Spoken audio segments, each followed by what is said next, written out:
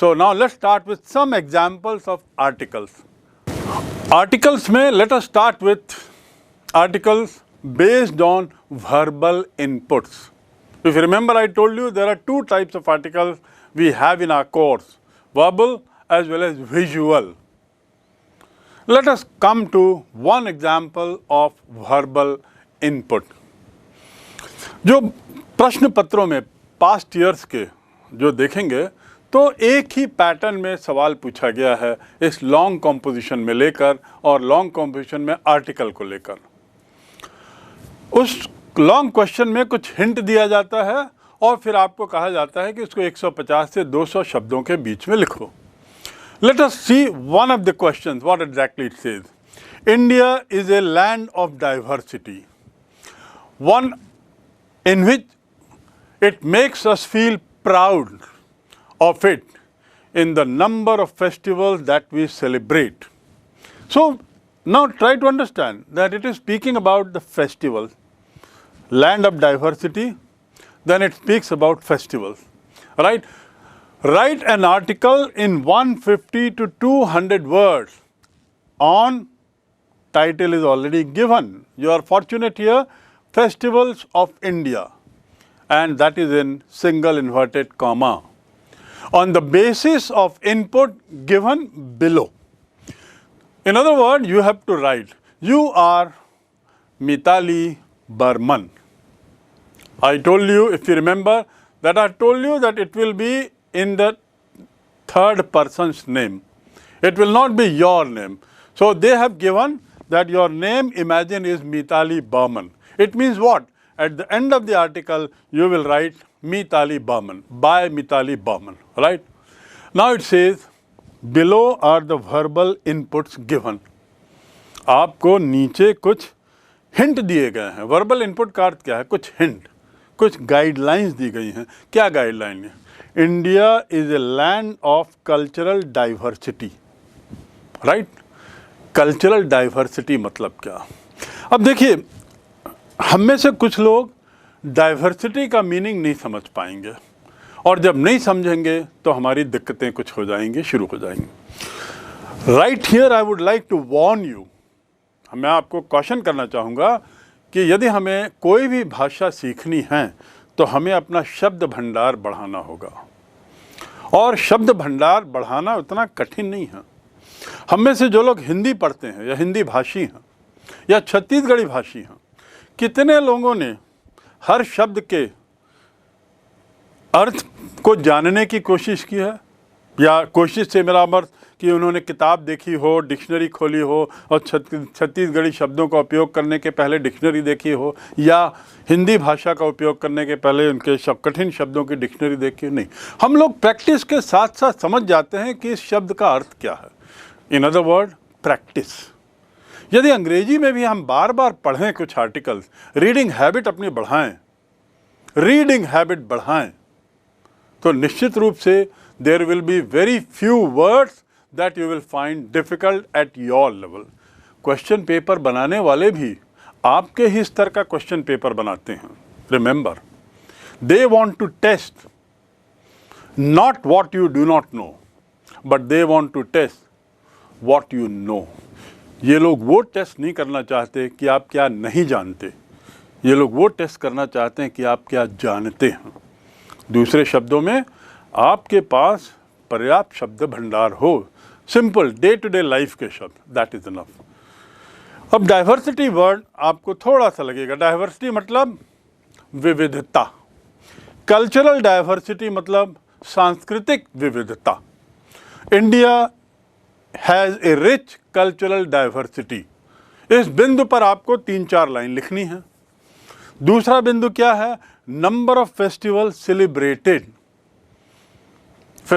Celebrate करना आप सब जानते हैं, celebration, birthday celebration, party celebration, result celebration, आप लोग बहुत यूज़ करते हैं। तो टू सेलिब्रेट मतलब मनाना। तो यहाँ पर भारत में कितने त्यौहार मनाए जाते हैं, तो आपको इसमें क्या बोलना होगा? फिर 3-4 लाइनें जिसमें आपको त्योहारों के नाम, किस किस क्षेत्रों में वो त्यौहार होते हैं और बन सका तो कुछ त्योहारों के बारे में कि वो क्यों मनाया जाता है। ओणम पोंगल क्यों मनाया जाता है? ओणम पोंगल का नॉर्थ इंडिया में जो फेस्टिवल है उससे कुछ ताल्लुकात है क्या? मकर संक्रांति उससे जुड़ा हुआ है क्या? किस रूप में? कॉमन क्या है? तो ऐसा कुछ आपको दूसरा जो पॉइंट है, नंबर ऑफ फेस्टिवल सेलिब्रेटेड, तो दैट डज नॉट मीन कि आप सिंपल लिख दें कि भारत में 17 फेस्टिवल सेलिब्रेट होते हैं या 25 होते हैं। No, it means India is a land of many festival, number of festivals are celebrated like so. The next is, third input is, ये करता क्या, ये फेस्टिवल मनाते क्यों हैं? तो पहला क्या है, कल्चरल डाइवर्सिटी। दूसरा, कौन कौन से फेस्टिवल्स और कहाँ कहाँ कैसे। तीसरा, हम क्यों मनाते हैं, इसके पीछे उद्देश्य क्या होता है। मकर संक्रांति मैंने मनाई या कोई सा भी त्यौहार मैं मनाता हूँ तो उसका फ़ायदा क्या होता है, उससे क्या निकलता है? फसल कटी, नई फसल आई, नई फसल कट के आई, उसको सेलिब्रेट करने के लिए हम मनाते हैं, पर इसके परिणाम क्या होते हैं? तो third input is energizes and serves as a respite, RESPITE। अब देखिए एक शब्द यहाँ फिर आ गया, रेस्पाइट।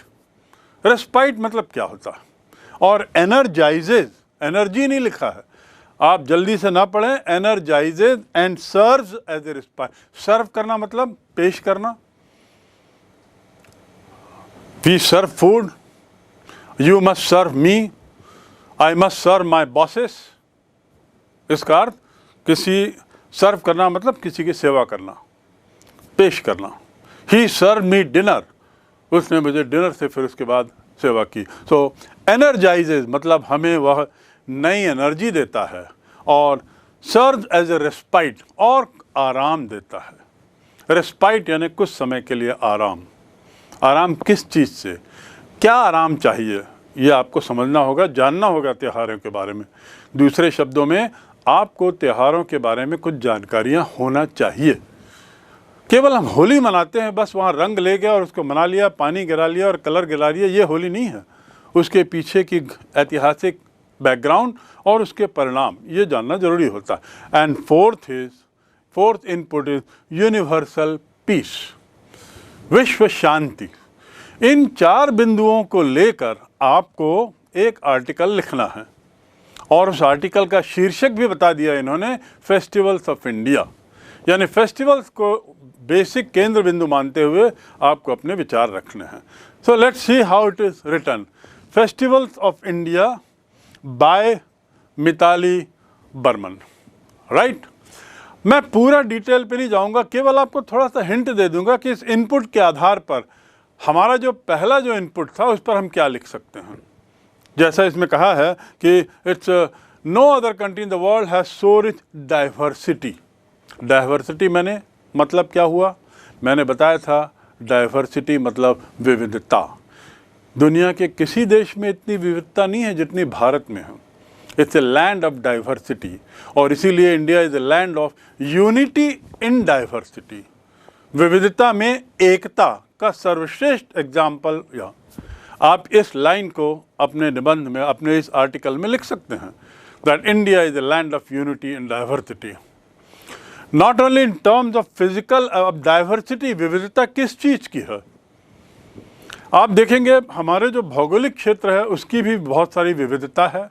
कहीं पे पहाड़ी क्षेत्र हैं, कहीं पठार ही पठार हैं, कुछ ज़मीनें मैदानी हैं। भारत का नक्शा आप देखिए, मैदानी ज़मीन है, कई जगह नदियाँ का अंबार है, फिर वहाँ से उत्तर में हिमालय है, एक तरफ मरुस्थल भी है, एक तरफ बहुत ज़्यादा डैम्प, बहुत ज़्यादा नमी वाली भूमि भी है बंगाल में, एक तरफ बहुत बढ़िया मैदान है जहाँ पर काली मिट्टी अत्यधिक उपजाऊ मानी जाती। तो सभी तरह की विविधता है भौगोलिक। लेकिन केवल भौगोलिक विविधता नहीं है, हमारे यहाँ दिखने की भी विविधता है। दक्षिण के लोग उत्तर की तुलना में अलग दिखाई देते हैं, पश्चिमी हिस्से के लोग पूर्वी हिस्से से अलग दिखाई देते हैं। उसके अलावा भाषाएं भी अलग अलग हैं। उस भाषाओं की तो कोई संख्या नहीं है, भरमार है। हर क्षेत्र की अपनी अपनी भाषा है, क्षेत्र के अंदर के सब क्षेत्र की भी अपनी भाषा है। हम लोग हिंदी, पंजाबी, मराठी, गुजराती, तेलुगु, तमिल तो जानते हैं, पर क्या हमने ये भी सोचा है कि कोई एक भाषा बुंदेलखंडी भी है, एक भाषा रुहेली भी है। छत्तीसगढ़ भाषा अभी जाके मान्यता प्राप्त भाषा की तरह एक उभर कर सामने आई है, क्योंकि छत्तीसगढ़ एक राज्य बना है। पर छत्तीसगढ़ के अंदर भी कई भाषाएं हैं, छत्तीसगढ़ के अंदर भी कई क्षेत्रीय भाषाएं हैं, खासकर आदिवासी क्षेत्रों में अलग अलग भाषाएं बोली जाती हैं। तो इस प्रकार we have variety in language, variety in appearance, geographical variety and also caste and और किस किस में वैरायटी है ये आपको लिखना है। कपड़ों में वैरायटी है, उत्तर भारतीय के कपड़े दक्षिण भारतीयों के कपड़ों से देखिए, और विभिन्न प्रांतों के जो झांकियाँ निकलती हैं 26 जनवरी को, उसमें जो अपने अपने कपड़े पहन के रहते हैं, विभिन्न त्योहारों में जो अपने अपने तरीके के कपड़े पहन के आते हैं, वो भी कितनी वैरायटी है। If you recall our beloved prime minister Narendra Modi, जिस राज्य में जाते हैं वहाँ उनका स्वागत होता है तो वहाँ के ट्रेडिशनल कपड़े से स्वागत होता है, ट्रेडिशनल ड्रेस उनको पहनाई जाती। कई जगह वो टर्बन पहनते हैं, कई जगह साफा पहनते हैं, कई जगह वो एक तरह की टोपी, कई जगह हैट, कई जगह लॉन्ग रोब। ये सब क्या है? They are all variety. So what are the varieties? We India is a land of rich diversity. ये आपका इनपुट था, उसमें यही बात तो लिखनी है। और उसके साथ ही भोजन में तो है ही वैरायटी। छत्तीसगढ़ के हम लोग जहाँ चावल खाते हैं मूल रूप से, और वो भी बोरे बासी के रूप में खाने का विशेष शौक़ रखते हैं। उत्तर भारत में चावल को दूसरे रूप में खाते हैं, और दक्षिण भारत में चावल को इडली, डोसा इस रूप में खाते हैं। पंजाब में तो चावल बहुत कम खाया जाता है, वहाँ के मूल जो अनाज है वह गेहूँ है। In other word, what I am trying to say is that India is a land of rich diversity in many respects. You have to write that. What is the second point? The second point is about the number of festivals.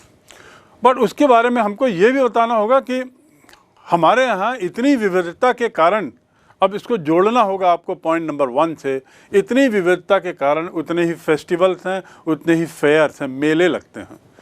Fairs, festival. In fact, rich cultural heritage is the bond of unity among its people.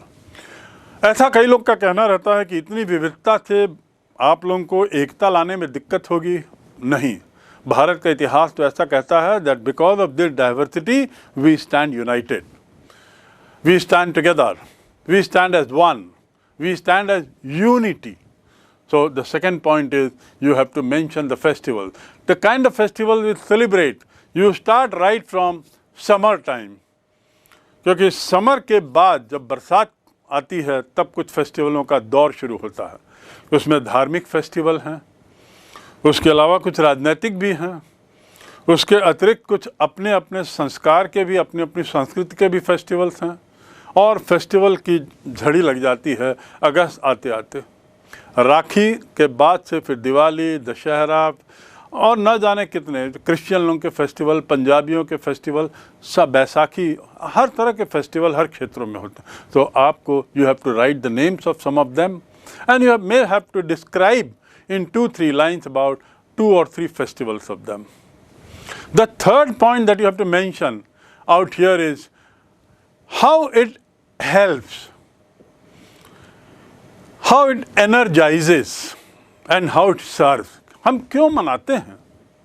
इसलिए मनाते हैं कि इसी बहाने हमें नई ताकत मिलती है, नई ऊर्जा मिलती है। दिवाली में हम क्या करते हैं? हिंदू धर्म में जहाँ पे ट्रेडिशनल तरीके से दिवाली मनाते हैं, यूपी, बिहार, मध्य प्रदेश, सिंधी बेल्ट में, वहाँ पर दिवाली के समय पूरे घर की सफाई होती है, पूरी सफाई की जाती है। Right from the smallest corner of the house to the total house, everything is clean including utensils, clothes and everything. तो ये हमारे मकान को एक फेस लिफ्ट देता है। It gives new look to our house, it makes us feel fresh, it energizes, it helps us in keeping our house hygienic, more clean. In other words, it energizes. And how does it serve? ऐसा करने से क्या होता है? त्यौहार मनाने से क्या दिवाली का त्यौहार केवल हिंदू ही मनाता है? नहीं, सब लोग मनाते हैं, सभी धर्मों के लोग इकट्ठे होते हैं। क्या क्रिसमस केवल क्रिश्चियंस ही मनाते हैं, या ईद का आनंद तो सभी लोग लेते हैं? Don't you take non-veg? Those who take non-veg, they look forward to each festival. Similarly, the Christmas festival. All of us are very fond of Christmas tree and Santa Claus. Christians लोग जितना Santa Claus का wait करते हैं उतना ही हम भी करते हैं, और सांता क्लॉज हमारे बच्चों के लिए उतना ही प्यारा है हिंदू भाषी के लिए जितना कि वो क्रिश्चियंस लोगों के लिए, ईसाई लोगों के लिए. So what happens? It helps, it serves us our unity. It serves us, kind of energizes us. And at the same time, it gives us a bit of rest. Diwali festival और ये सब आता है, उसके बाद जो फसल की कटाई होती है और भी जो भी चीज़ होती है, इसके बाद एक आराम रहता है, छुट्टियाँ रहती हैं, ये छुट्टियों का समय रहता है. और हम इस समय में त्यौहार मनाने के साथ साथ we go to our relatives' house, just spend a day or two. We enjoy holiday by going to different places, picnic spots, and get a change with the family, with our friends, and so on and so forth. So what I mean is कि ये जो सारी चीज़ें हैं, ये हमको cultural unity के साथ साथ एक बॉन्डिंग देती है, एक एकता देती है, and that is the typical characteristic feature of this festival, that it gives us bond, it puts us together, it links us, it connects us with each other. So characteristic मतलब क्या होता है? विशेषता. इस त्योहार की, इन सब त्योहारों की एक खास विशेषता क्या है? That these festivals are now common festivals. They are no more Christian festivals or Hindu festivals or anything. जितनी तैयारी दिवाली की एक हिंदू घर में होती है, उतनी ही तैयारी दूसरे धर्म के लोग भी करते हैं. जितनी तैयारी क्रिसमस की एक क्रिश्चियन के यहाँ होती है, उतनी ही हिंदू के यहाँ करते हैं. And so on and so forth. So this is, and last is universal peace. ये सब के बाद चौथा इनपुट जो आपको कहा गया, what is the fourth input? Universal peace. विश्व शांति के लिए फ़ायदेमंद है. कैसे? It brings peace, it gives us time for leisure, it gives us time to think, it makes us look inward for a while. हमको समय मिलता है कि हम थोड़ा अपने अंदर देखें, and so on so fourth. So with this, ये चार इनपुट के साथ इस तरह का क्वेश्चन बनने के बाद, इस चार इनपुट के साथ आपका ये जो टॉपिक है, festivals of India, that ends. I hope you have understood that you have to write in 150-180 words, and that name will be what is given by the board, by the examiner, and at the same time there will be few inputs. आपको कुछ hint दिया जाएगा, जिसे 4 hint अभी दिए थे, उस hint के आधार पे आपको लिखना है. जरूरी क्या है? I again caution you, this is possible, you can write good article only if you have good collection of words in your mind. Okay, so with this, exercise 1 on article writing gets over.